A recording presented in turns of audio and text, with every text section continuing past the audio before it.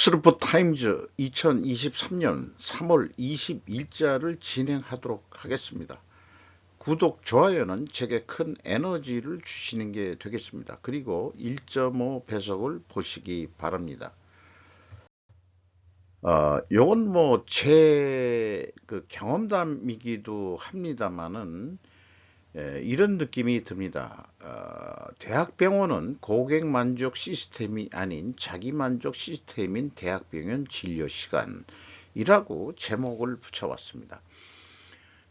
병원 가서 느낀 바를 이 표시에 보면은 이게 이제 오전 시간이라고 가정을 하고요.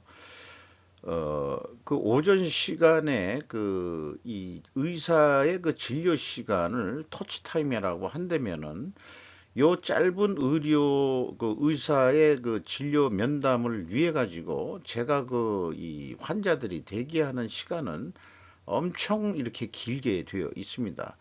그거를 뭐 영어로는 Q라고 발음을 하고 있어요. 자, 이게 항상 이런 것이 당연한 건 줄 생각을 했는데 한번 의구심을 한번 심어 보자 이거죠. 자, 제가 예약을 해서 갔다 하더라도 정작 대학병원에 가면은 항상 대기 환자들로 가득합니다. 뭐 이제는 고령화 사회가 돼가지고 뭐 젊은 사람보다도 전부 다가 다 노인네들이죠.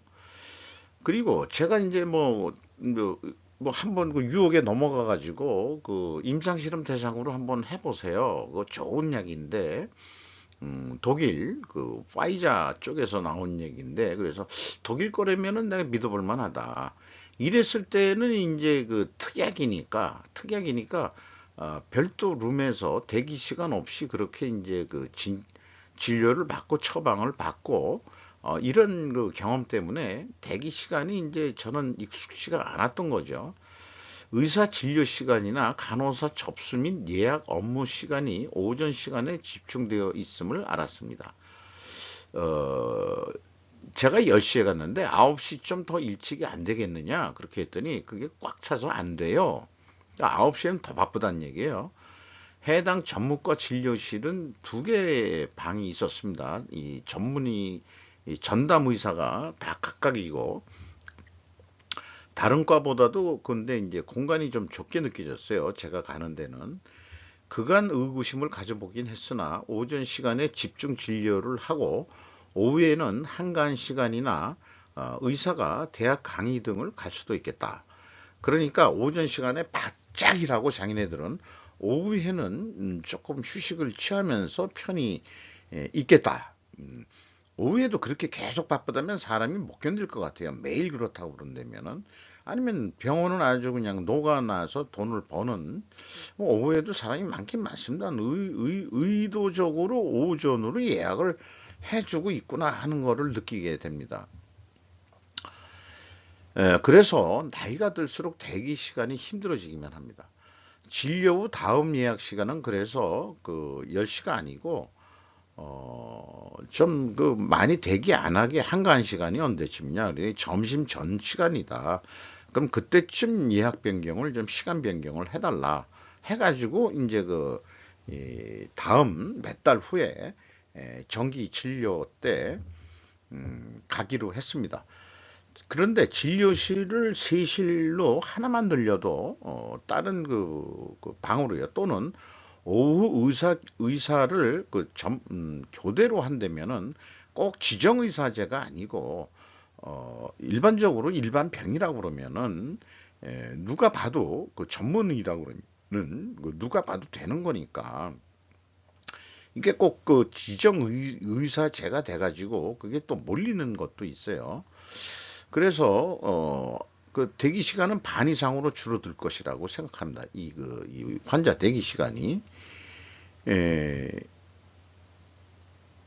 요렇게 말이죠. 요렇게 이제 하나만 더 늘려도 우리 이 나이 드신 고령층 이 노인네들이 멀리서 지방에서 오시는 분들도 있고 또 멀리서 오시는 분들도 있는데 힘들게 와가지고 또 힘들게 대기하고 있다가 이런 걸 보면은 오로지 자기네 그 의사하고 간호사들만 편하자고 지금 진료 시간을 오전 시간에 몰리게 한 거 아니냐.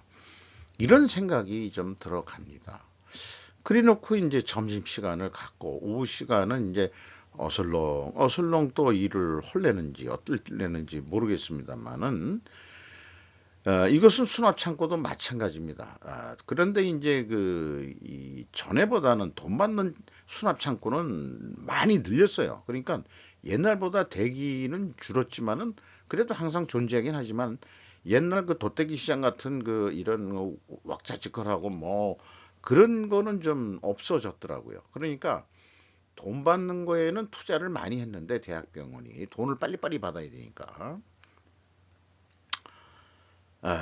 그런데 진료실은 그 한 수십 년 전 그 시설 그대로 더 늘리지도 않고 노인네들 그 이렇게 왕창 기다리게 하는. 그래서 그게 참 누가 그러더라고요. 꼭 굳이 그 뭐 큰 병도 아닌데 꼭 대학병원을 가야 되느냐 그랬더니 아니 동네에서 나는 가까워서 가는 거야. 이렇게 얘기를 했죠. 자, 이런 그 대기 시간에 대한 생각을 좀 해봤고, 이것도 사실은 그 생산 관리에서 나온 생각을 그 이렇게 대학 병원에다가 적용을 해 본 겁니다. 이렇게 이 되면은 그 대학병원이 돈을 더 벌겠죠. 대기 시간이 짧고 빨리빨리 가면 환자들이 거기 서비스가 좋아 해가지고 또 구두 입소문이 나면은 더 많이 몰리게도 되지 않을까 이렇게 생각을 합니다. BBC 뉴스에서 대한민국 국가 프로필이라고 뭐 우리나라만 하는 게 아니고 이제 여러 나라 하는데 외국인 시각에서 좀 한국을 한번 한국의 최근 역사를 한번 좀 리마인드 해볼 필요가 있을 것 같습니다. 한국은 1945년 분단 이후 아시아에서 가장 부유한 나라 중 하나로 발전했다. 공산주의 북부는 전체주의와 빈곤에 빠져들었다. 공화국은 1948년 선포돼 2년 뒤 북한의 침략을 받은 뒤 미국의 지원을 받았다. 한국 전쟁은 1953년 평화협정 없이 끝났고 한국은 엄밀히 말하면 70년 이상 전쟁 상태에 있다. 이후 40년은 권위주의적 통치에 의해 특징 지어졌는데 이 기간 동안 정부가 후원하는 계획은 현대와 삼성그룹을 포함한 가족 소유 산업 대기업의 성장을 장려했다. 그들은 이 현대와 삼성을 얘기하는 거겠죠. 한국을 세계 주요 경제국 중 하나이자 자동차와 전자제품의 주요 수출국으로 변화시키는 데 도움을 주었다. 이 BBC 시각은 이 삼성보다도 현대를 더 앞세우고 있는 게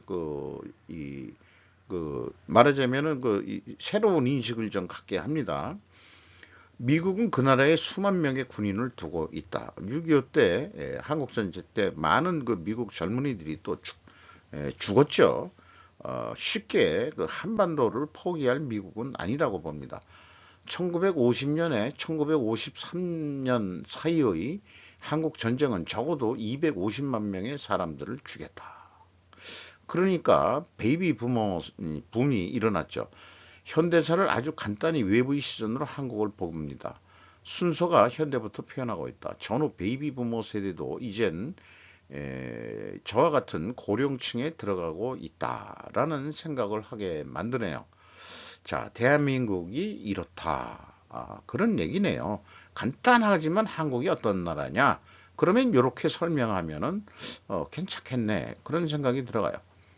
고주할 매주할 뭐 다 이것저것 얘기하느니 뭐 그 무슨 좌우파가 싸우느니 뭐 이따위 얘기들 그 없이 이게 이제 현실 아니냐 뭐 이렇게 또 얘기 할 수 있겠죠. 자, 그 오늘자 뉴스인데 한일 관계 선제적 걸림돌 제거. 선제적이라는 용어가 언제부터 언론 기관에서 썼는지 이게 선제적이라는 게 공격적인 거하고는 좀 뉘앙스가 좀 틀리고 우리가 이 싸움할 때 선방을 때린다고 그러잖아요. 그 앞선 거거든요. 그러니까 기선제압을 한다. 기선제압을 한다. 그러니까 선방에다가 이 기선제압 이런 뜻의 그 선제적이거든요. 그래서 사실 공격적인 것보다도 더 무서운 것 같은 건데 걸림돌을 그 제거하겠다. 주 60시간 이상 근무는 무리 아니냐. 이런 그이 회의 때 얘기했더는데 윤 대통령이 어, 그 한일 양국 정부는 각자 자신을 돌아보면서 한일 관계의 정상화와 발전을 가로막는 걸림돌을 각자 스스로 제거해 나가는 노력을 기울여야 한다. 그러니까 일본도 그렇게 노력할 할 것이 해야 되고 우리도 그래야 된다. 우리 사회에서는 배타적 민족주의와 반의를 외치면서 정치적 이득을 취하려는 세력이 엄연히 존재한다. 예, 민주당이나 그 국민의힘 중에서도 반일 찬성하는 애들 많아요. 그 여야 가리지 않고 그런 세력이 있다 이렇게 얘기하죠. 민주당이라고 지칭을 안 했습니다. 국민의힘 내에서도 그 국민의힘을 갖다가 이제 그 일본 쪽에서는 민권당이라고 표현을 하더만요. 민권당. 그 민권당이라고 치 무슨 우리말 순수한 우리말이라고 국민도 사실은 한자식인데 국민의힘 그보다 그냥 민권당이라고 그러지 뭐 민권당. 어, 일본은 이미 수십 차례에 걸쳐 우리에게 과거사 문제에 대해 반성과 사과를 표한 바 있다. 저도 그렇게 알고 있습니다. 주당 근로시간의 상한을 정해놓지 않으면 현실적으로 노동약자들의 건강권을 지키기 어렵다. 원래 그 이 주 근로시간을 그 정하는 거의 그 근본 취지는 노동약자들의 건강권 뭐 이런 거로 그 얘기를 하고 있는데 이미 그 이 스루프 뉴스에서도 저도 얘기했지만 그 중간 기술 정도밖에 안 가지고 있는 중소기업에서 어떻게 해서든지 그 이 말하자면은 그 단위 생산성을 올려가지고 이익을 남기려고 그 잔업을 시켜야 될 때는 좀 시켜야 되는데 못 시키니까 뭐 이런 얘기를 그 하고 있습니다만은 접근 방법이 저는 틀렸다고 생각합니다. 이 다른 그 코리아 타임즈에는 이런 식으로 표현했어요. 유는 한일 관계는 과거를 뒤로 해야 한다고 말한다. 일본은 G7 정상회의에 윤 장관 초청. 이런 그 코리아 타임즈 윤 장관이라고 이제 그 AI가 번역하는 것은 뭐 그럴 수 그냥 안 바꿨습니다 그냥. 그래서 이건 제 견해인데 걸림돌을 장애물이라고 또 한다. 목표를 추진하는데 장애물이 존재한다면은 그것은 해결해야 될 과제다 이거죠. 그래서 유는 해결 대신 제거라는 용어를 사용했다. 그의 목표 달성 의지가 매우 강함을 나타낸다고 저는 느꼈습니다. 사람들은 69시간이라고 했다가 60시간을 상한선으로 한다면 줄어들었다고 인식할 터이다. 문재인 정권 때 만들어 놓은 주 50시간이 나쁜 것이 아니라 그 시간 내에 노동 생산성을 향상시키는 과제로 주제를 넘어가야 될 거라고 저는 생각합니다. 제가 이미 제안을 했지만 일당을 올려주고 잔업 할증을 현재 50%에서 25%로 내려라. 그러면은 잔업 잘 안 하려고 그럴 거예요. 본봉을 받고도 먹고 살만 하면은 왜 잔업을 하겠어요? 그리고 그러면은 생산성이 안 나오면 어떡하느냐? 생산성 올라갑니다. 제가 경험론에서 나오는 얘기예요. 이런 거가 이제 그 이 강요 회의에서 이런 식으로 얘기가 나오는 것은 한국은 내용에 벗어나지 못하고 있는데 중국과 일본의 외교 행보를 보면은 우리가 이 변화하는 그 글로벌 세계 속에서 한국의 위상이 쪼그라드는 것만 같아서 매우 안타깝습니다. 푸틴에게 보내는 중국의 시, 러시아인들이 2024년 선거에서 당신을 지지할 것입니다. 그러니까 푸틴이 이제 산 연임 뭐 아니 계속 나처럼 장기 집권하세요라고 가서 부추겨 세운 모양입니다. 시진핑이가 항상 뭐 잘 웃지도 않는 얼굴로 뭐 어떻게 보면은 이웃집 후덕한 아저씨 같은 풍모인데 이거 그렇게 권력에 매여 있는지 푸틴이 국제형사재판소에서 체포영장이 발부된 이후 처음 만난 지도자다. 시 부수적은 푸틴을 친애한 친구라고 불렀고 푸틴도 그렇게 불렀다. 그리고 푸틴은 중국 그 개발 발전에 잘했고 그게 자기네 나라는 중국이 좀 부럽다. 이렇게 얘기를 했다는 겁니다. 현재로서는 중국과 러시아가 불협화음이 생길 것 같진 않은데 옛날에 국경 분쟁도 있었고 중국이 그 만약에 힘이 약화된다면은 옛날 그 하얼빈 그런 곳은 완전 러시아풍이거든요. 옛날에 자기네들 영국권을 또 주장을 또 하는 날이 오지도 올 수도 있겠다. 이 세상 그 정세의 변화는 나중에 그 어떻게 될지 모르는 거니까 이런 생각도 해보고요.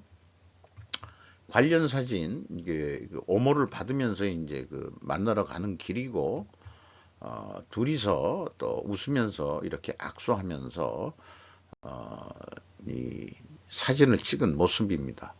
자, 이 시진핑은 이런 행보를 했는데 일 기시다 총리 오늘 우크라 방문, 젤렌스키와 회담, NHK 보도 폴란드서 열차 탑승, 서울 뉴스위스가 NHK 보도를 인용해서 했는데 전격적으로 이루어진 모양이에요. 인도를 방문했던 기시다 후미오 일본 총리가 한국 시간 21일 우크라이나를 향하고 있다고 일본 공영 NHK가 보도했다. 그래서 나중에 정상회담을 할 것으로 보낸다.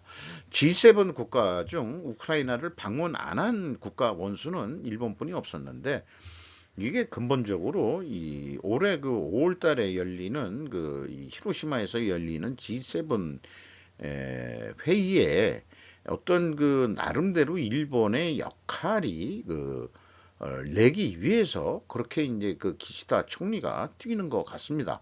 기시다 총리가 잘나서 그러는 게 아니고 국제사회에 등을 띄어 밀었든 어떻게 됐든 그 일본의 그 역할이 계속 국제사회에서 더 커지고 있다 하는 느낌을 받을 수밖에 없습니다.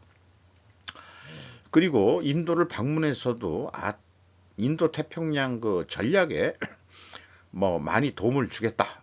이렇게 이제 또 얘기를 했다는 거죠. 어, 뭐 다른 뉴스에서도 이런 뉴스가 나왔고 그리고 이 일본 뉴스에서는 댓글의 그 첫 페이지에 많이 남들이 많이 보는 거로 일반적으로 전문가들이 댓글을 올리는 게 있는데 이거 댓글 올려놓고 돈을 받는 건지 안 받는 건지 모르겠습니다만은 이게 아주 여기 보면은 현대정치 분석가고 호세이대 대학원 교수랍니다. G7의 의장국으로서 유일하게 우크라이나를 방문하지 않은 것도 있고 이 시점에서 움직였다고 할 수 있다. 핵의 유일의 핵폭격 피해국인 일본이 핵무기를 만지작거리는 이 우크라이나 위기에 대한 어필할 수 있느냐? G7 의장국으로서 히로시마 정상회의에 이어지는 메시지를 발신하는 것이 요구되고 있다. 다른 나라와 달리 일본의 경험이야말로 설득력을 가진 것이다. 기시다 총리의 발신력이 기대가 걸리면서 일본의 국제적인 힘이 시도되고 있다. 제가 받는 느낌을 전문가도 이렇게 얘기를 하고 있고요. 그렇습니다. 창고가 되었다고 누른 게 이 화면 때문에 안 보지만 4천 몇백이나 59분 전에 올렸는데 이 1시간 내에 4,500 몇 명이나 이 사람의 글을 봤다 이런 얘기예요. 그러니까 일본의 위상이 올라가고 있구나 이런 거죠. 그리고 또 사실상 미국이 넌지시 옛날에 같이 전쟁을 해봤던 패전국으로 해서 깔이 뭉개다가 이제 슬슬 일본의 국력을 국제사회 평화를 위해서 또 중국을 죽이기 위해서라도 좀 움직여라 하는 게 은연의 압박이 은연이 아니고 노골적으로 압박을 하고 있는 거죠. 기시다가 능력이 있어서 한다기보다도 저는 그렇게 좀 생각을 합니다. 자, 그래서 AP 기시다 일본 총리 인도 태평양 계획 발표 세이크 살리과 야마구치 마리 일본인 기자도 들어가 있네요. 뉴델리에서 어, 그 G7 정상회의에 인도도 초청을 했고 또 한국도 초청을 했고 자, 그 윤 대통령 만나고 극진한 대접이 2차 그 사다리 그 식사까지 하면서 연결되는 그래놓고 이제 바로 인도로 또 달려가고 외무부 장관 출신 같이 그런 면으로 좀 자기의 그 전문성을 10분 발휘해가지고 움직이고 있는 걸 봤습니다. 그래서 일본이 얼마나 돈이 있는지 모르지만 신흥국에 대한 일본의 지원, 해상 안보 지원, 해상 경비적 및 장비 제공, 기타 인프라 협력 등이 포함된다. 인도 태평양 이니시어티브를 그렇게 합의를 했대는데, 자, 일본의 군사화가 느껴지는 대목입니다. 해군력에 실질적으로도 그 세계 제2의 해군력을 가지고 있다 그러죠. 일본 자위대 하면은 육군보다도 사실은 그 해군력이 더 세다. 그리고 사실 항공모함도 일본이 제일 먼저 만들었지 미국보다도 그렇게 알고 있습니다. 그때는 그 갑판이 그 나무로 만들었다고 그러더만요. 거기에서 그 프로펠러 비행기를 띄워가지고 진주만 공격을 했다. 뭐 이런 얘기를 하네요. 이게 파이의 그 런 청페이 그 대표이사인데 미국의 기술 제재를 극복하기 위해 13,000개 이상의 부품을 교체하고 4,000개의 회로 기판을 재설계했다고 설립자는 말한다. 이 제목만 하고 그 작년에 목격된 2월 인터뷰에서의 린청페이에 대한 그 사진을 어, 이, 이렇게 그 소개를 했네요. 이 사람이 그 인민해방군 그 장성 출신이라고 그러죠. 그러니까 화웨이는 인민해방군이 운영하는 기업으로 봐야 된다. 그렇게 해서 이제 미국이 화웨이 제품 쓰지 말라. 이렇게 얘기를 하는 거죠. 거기다가 트로이 목마 의심 중국 GPMC 제조 크레인 국내 항만 절반 차지하고 있다. 이 싼 맛에 크레인들이 JPMC라고 여기 그 브랜드도 찍혀 있네요. 연합뉴스에서 찍은 건데 정부 2개월 이건 다른 거고 국토안전부 등 미국 안보 당국은 정교한 센서가 부착된 JPMC 크레인이 군의 해외 물자 이동 정보를 수집하는 등 스파이 역할을 했을 가능성을 제기하여 실태 조사에 착수했다. 에포크 타임즈의 뉴스 보도 내용이고요.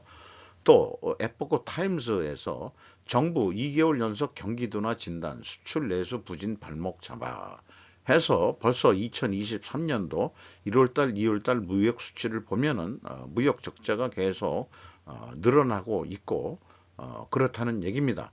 2023년 한국 경제 잘 안 돌아갈 것 같습니다. 1, 2월달 벌써 이렇게 보니까 또 내수 회복세도 더딘 모습이다.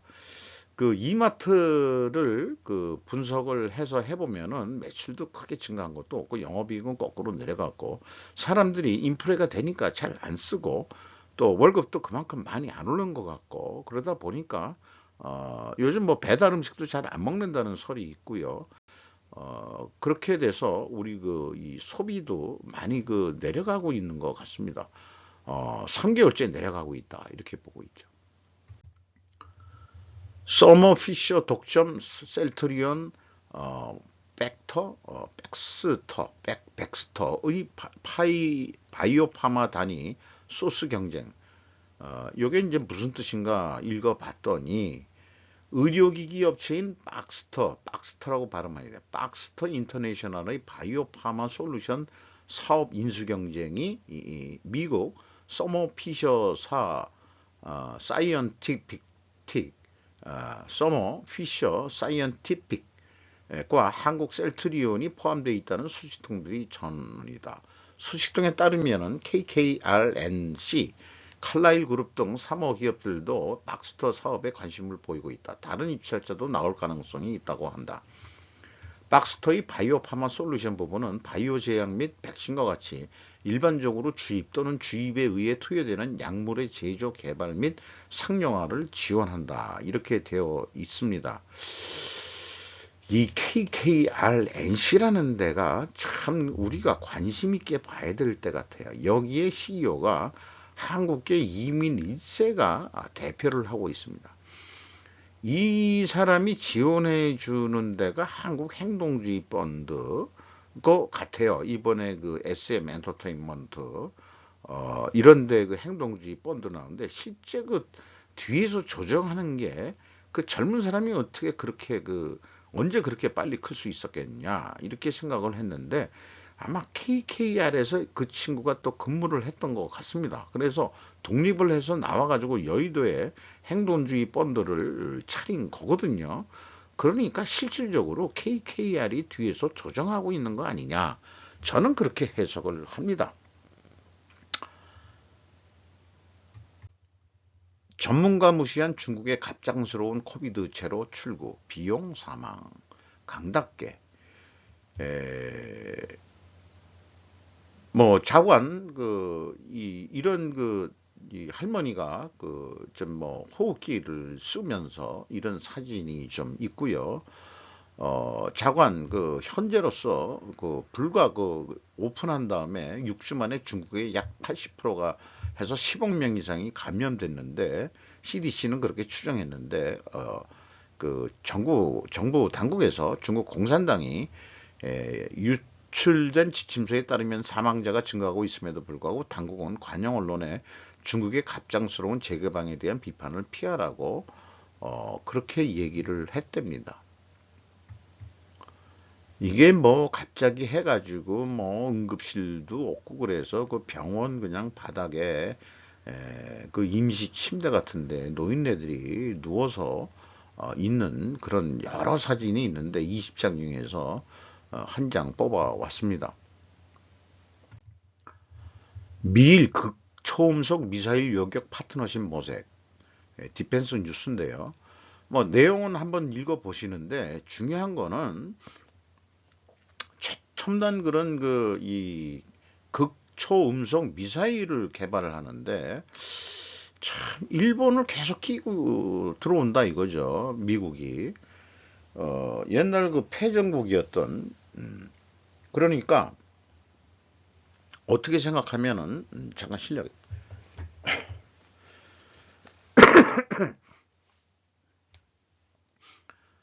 미국을 상대로 해서 대빵나게 싸워봤던 경험 있는 그 이 나라는 일본인 거죠. 그러니까 지금 뭐 우리가 무슨 뭐 반일 감정이 어떻고 어쩌고저쩌고 하지만은 그만큼 미국을 상대로 해서 싸움을 걸어본 그런 것은 무시할 수 없는 일본의 힘이라고 보여집니다. 그러니까 요즘은 이제는 중국이 공동의 적이기 때문에 일본을 하고 같이 이렇게 가려고 하는 그런 모양새들이 보이는데 그러니까 한국 보고서 일본하고 친하게 지내야 되지 않겠소? 압력을 받았을 거예요. 분명히 윤 대통령이 자발적으로 했다고 얘기해도 되고 그거야 뭐 어떻게 됐든지 간에 이제 그만해라. 진짜 짜증난다. 반일 감정. 그거 옳은 우리의 시각을 국내 시각으로만 좁혀가지고 돌아가는 세상을 못 보게 만드는 아주 그 나쁜 그 정책이라고 봅니다. 반일 감정은 세계화 시대에 우리가 파트너로서 같이 좀 어떻게 뭐 먹거리를 같이 얹고 이렇게 돼야 미래 한국이 보여지는데 그 자기네들 현재 당장의 이권 때문에 반일을 하고 구력 왜군이 이따위 식으로 얘기하는 아새끼들이 마음에 안 듭니다. 요거는 그 한국전력 얘기할 때 그 좀 언급을 했습니다. 탈원전에 남들은 이렇게 그 소형 원자로도 팔아먹으려고 지금 열심히 하고 있는데 우리는 뭐하고 자빠졌냐. 어? 이런 생각이 들어와서 우리가 먹거리를 놓쳤다, 뭐 놓치고 있는 거 아니냐. 이미 선점을 해버리면은 뒤따라가기 어렵습니다. 소형 원전도. 이제 원전은 친환경이라고 이제 서구에서도 다시 재정의를 내렸죠. 그럼 발빠르게 탈원전이 정책이 잘못됐다 하고 바로 취소할 수 있는 그런 용기를 내야 되는데 지가 정책을 그렇게 했다고 해서 끝까지 밀고 나가가지고 한국 적자 34조 원을 만들어내고 나중에 그 차기 정권한테 뜨거운 감자 냉기는 그런 수준의 그 정치인을 대통령으로 뒀다는 것이 못내 제가 스스로도 그 못나게 느껴집니다. 참 제가 못나게 느껴져요. 대통령이 못나면은 내가 잘못 뽑아서 그렇구나. 내가 미쳤지. 이런 생각을 하게 되는 것입니다. 마치도록 하겠습니다.